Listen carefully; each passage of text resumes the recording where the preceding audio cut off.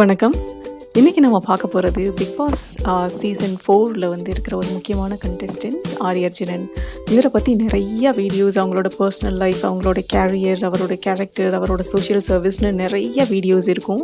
இன்னைக்கு நம்ம பார்க்க போறது, ஏன் வந்து மத்த கண்டெஸ்டன்ட்ஸ் பிக் பாஸ் ஹவுஸ்குள்ள இருக்க மத்த கண்டெஸ்டன்ட்ஸ் ஆரி அர்ஜுனன வந்து இவ்வளோ ஹேட் பண்றாங்க?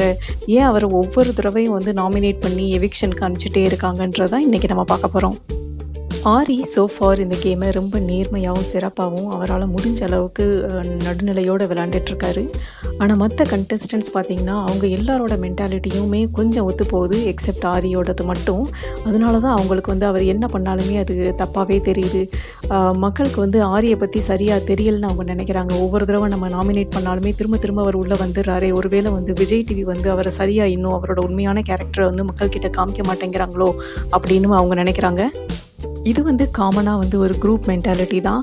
ஒரு குரூப்பில் 4 பேர் ஒரே மாதிரி யோசித்து ஒருத்தவங்க மட்டும் டிஃப்ரெண்ட்டாக யோசித்தா மெஜாரிட்டி வின்ஸ். அந்த மாதிரி தான் அவங்க ஓகே நம்ம 4 பேரும் ஒரே மாதிரி தான் யோசிக்கிறோம், ஸோ நம்ம மேலே தப்பு கிடையாது, அவர் மட்டும்தான் வந்து வேறு மாதிரி யோசிக்கிறாரு, ஸோ அவர் மேலே தான் வந்து தப்பாக இருக்கும் அப்படின்னு அவங்க நினைக்கிறாங்க. ஸோ இதை வந்து நான் எதை வச்சு சொல்கிறேன்னா, லாஸ்ட் வீக் ஃபுல்லாகவே வந்து ஹவுஸ்மேட்ஸ் எல்லாமே வந்து ஒரு ஆரி வந்து கேரக்டர் அசாசினேட் பண்ணுறதுக்கு ரொம்ப ட்ரை பண்ணிகிட்டே இருந்தாங்க. எங்கெங்கெல்லாம் அவங்களுக்கு சான்ஸ் கிடைக்குதோ அப்போ எல்லாமே ஆரி கெட்டவர்ன்னு மக்கள்கிட்ட எப்படியாவது கொண்டு போய் சேர்க்கணும், அவர் இந்த மாதிரி வந்து எங்களை ரொம்ப டீமோட்டிவேட் பண்ணுறாரு, ரொம்ப ஸ்ட்ரெஸ்ட் என்விரான்மெண்ட்டை க்ரியேட் பண்ணுறாருன்னு சொல்லி மக்கள்கிட்ட கொண்டு போய் சேர்க்கணுன்னு அவங்க எவ்வளவோ ட்ரை பண்ணிகிட்ருக்காங்க. ஆனால் அவங்களுக்கு என்ன புரிய மாட்டேங்குது அப்படின்னா, அவங்க எல்லாரும் சேர்ந்து டிஸ்கஸ் பண்ணுறனால தான் ஆரியை பற்றின ஒரு காமன் அண்டர்ஸ்டாண்டிங்க்கு அவங்க வந்திருக்காங்க. அவர் வந்து எல்லாரையும் இப்படி தான் பண்ணுறாரு, ஸோ அவர் தான் தப்புன்ற ஒரு காமன் அண்டர்ஸ்டாண்டிங்க்கு அவங்க வந்திருக்காங்க. அவங்க வந்து இன்னும் அவங்க வந்து ஏன் அதை ஆரி சொல்கிறாருன்றதை அவங்க ரியலைஸ் பண்ணவே இல்லை.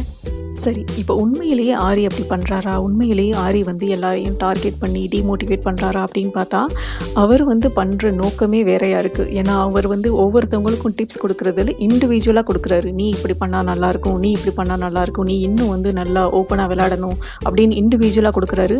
ஆனால் மற்ற ஹவுஸ்மேட்ஸ் என்ன செய்கிறாங்கன்னா, அவங்க ஆரிக்கு பின்னாடி போய் இவர் சொல்கிறது எல்லாத்தையுமே குரூப்பாக டிஸ்கஸ் பண்ணுறாங்க. ஸோ வந்து ஹேட்ரட் அக்யூமுலேட் ஆகிக்கிட்டே போகுது ஒவ்வொருத்தவங்கள்ட்டையுமே. ஆரி ஒவ்வொரு ஹவுஸ்மேட்க்கும் கொடுக்குற கன்ஸ்ட்ரக்டிவ் கிரிட்டிசிசத்தை அவங்கவுங்க ஒரு ஃபீட்பேக்காக எடுத்துகிட்டு அவங்க வந்து ஆரிக்கிட்டே டைரெக்டாக பேசியிருந்தாவே இவ்வளோ பிரச்சனை இருந்திருக்காது. ஆனால் அவங்க வந்து அதை பண்ணாமல் அவங்க வந்து அக்யூமுலேட் ஆகிட்டே போய் இப்போ வந்து ஆரி என்ன சொன்னாலும் தப்பு அப்படின்னு ஆயிடுது. அண்ட் இப்போ வந்து எந்த மனநிலைக்கு வந்துட்டாங்கன்னா, இதை எப்படியாவது நம்ம மக்கள்கிட்டே கொண்டு போய் சேர்க்கணும், இவர் தப்பாக இருக்கார், இவர் வந்து சரியில்லை அப்படின்னு சொல்லி மக்கள்கிட்டே கொண்டு போய் சேர்க்கணுன்றதுக்காக அவங்க வந்து ஸ்க்ரீனில் அப்ரப்டாக அப்படியே பிஹேவ் பண்ணுறாங்க. இது லாஸ்ட் வீக் எவிக்ஷனில் ரொம்ப வந்து நல்லாவே தெரிஞ்சது. ஆரி சேவ் ஆயிட்டாருன்னு கமல்ஹாசன் சொன்ன உடனே வந்து அர்ச்சனாவால் அதை தாங்கவே முடியலை. கடவுள் இருக்காரா குமாருன்னு மற்ற ஹவுஸ்மேட்ஸ் கிட்ட கேட்டுட்டு இருந்தாங்க.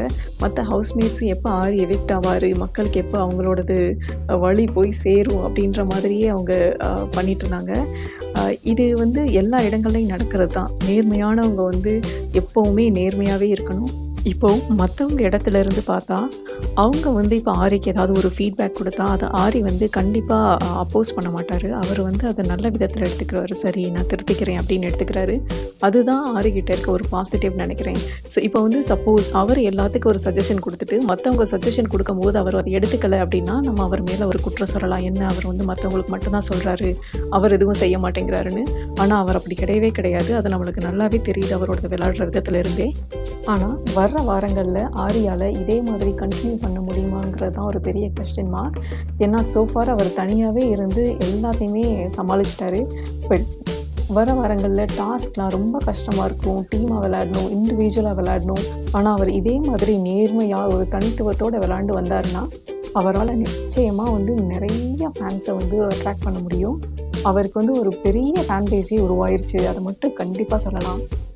நேர்மையாக விளையாடுறது மட்டும் இல்லாமல் இனிமேல் வந்து அவர் கொஞ்சம் ஸ்ட்ராட்டஜியாக கேம்ஸில் ப்ளஸ் டாஸ்கில் வந்து நல்லா இன்ட்ரெஸ்டோட இன்வால்வ்மெண்ட்டோட நல்ல ஒரு பிளானோட விளையாண்டார்னா அந்த கேமே பார்க்குறதுக்கு ரொம்ப நல்லாவும் இருக்கும். ஏன்னா ஒரு நேர்மையாக விளையாண்டவர், திறமையாகவும் விளையாண்டவர் ஜெயிச்சார் அப்படின்ற மாதிரி இருக்கும். சோஃபார் அவரோட கேம் ஸ்ட்ராட்டஜிஸ் என்னை பொறுத்த வரைக்கும் இன்னும் கொஞ்சம் அவர் இம்ப்ரூவ் பண்ணணும். அதுதான் சோஃபார் என்னை பொறுத்த வரைக்கும் ஆரிக்கிட்ட இருந்து நான் பார்த்த விஷயம். தேங்க்யூ.